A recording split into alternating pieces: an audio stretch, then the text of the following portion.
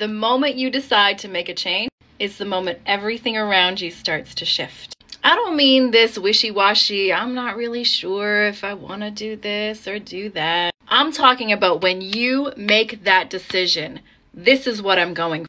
All of a sudden, the energy around you changes. All of a sudden, things start to flow. And all of a sudden, your life feels like magic. But it's not magic. It's the spark within you. It is your life force. When you start to understand how much power is inside of you, you're going to want to tap into that every single day. And you're not going to worry about what people think and how it's going to look. All you're going to be worried about is how it feels. Now, I can help you take control of those decisions and take control of that power within. But it takes a little bit of trust, and it takes a little vulnerability as well.